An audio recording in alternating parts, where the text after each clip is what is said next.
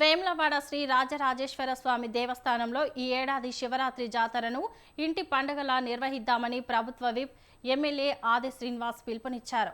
ఫిబ్రవరి 25 నుంచి 3 రోజులు జరిగే మహాశివరాత్రి జాతరను పురస్కరించుకుని ఆలయం మీటింగ్ హాల్లో జిల్లా కలెక్టర్ సందీప్ కుమార్ అధ్యక్షతన జాతర సమన్వయ సమావేశం జరిగింది. వేములవాడలో శివరాత్రి జాతరకు గత ఏడాది 2.5 లక్షల మంది భక్తులు వచ్చారని శ్రీనివాస్ తెలిపారు. ఈ ఏడాది ఈ సంఖ్య 4 లక్షల వరకు ఉంటుందని అంచనా వేస్తున్నామన్నారు. ఒక్క ఫిర్యాదు కూడా రాకుండా భక్తులు దర్శనం చేసుకుని వెళ్లేలా ఏర్పాట్లు జరగాలన్నారు.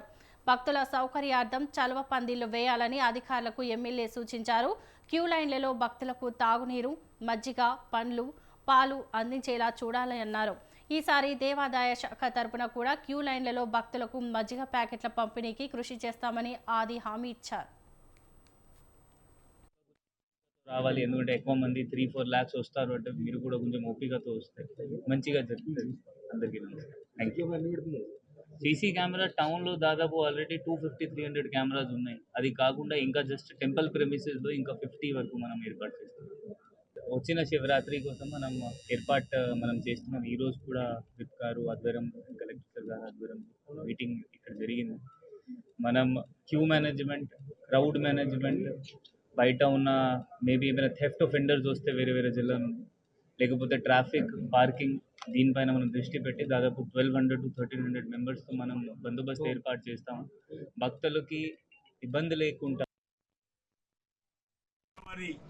26వ తేదీన మహాశివరాత్రి పర్వదినాన్ని పురస్కరించుకొని దక్షిణ కాశీగా పేరుగాంచిన వేములవాడ శ్రీ రాజరాజేశ్వర సన్నిధిలో 25, 26, 27 ఫిబ్రవరి నెలలో 3 రోజులు జరపబడే ఉత్సవాల కోసం ఈరోజు ప్రత్యేక సమావేశాన్ని వేములవాడ రాజన్న ఆలయంలో ఏర్పాటు చేయడం జరిగింది. దీనికి గౌరవ కలెక్టర్ గారు, గౌరవ ఎస్పీ గారు, గౌరవ రాజన్న సిరిసిల్ల జిల్లాకు సంబంధించిన ఉన్నతాధికారులందరూ కూడా హాజరు కావడం జరిగింది. ఈసారి సమ్మక్క సారక్క జాతర లేనందున భక్తుల సంఖ్య ఎక్కువగా రావడం జరుగుతుంది. ఇప్పుడు ఒక భావనతో ఇంచుమించు 3,50,000 నుంచి 4 లక్షల వరకు కూడా వచ్చేటువంటి భక్తులకు ఎలాంటి ఇబ్బందులు తలెత్తకుండా తీసుకోవాల్సినటువంటి జాగ్రత్తలపైన ప్రత్యేకమైనటువంటి చర్చ అధికారుల ద్వారా తీసుకుంటుంది.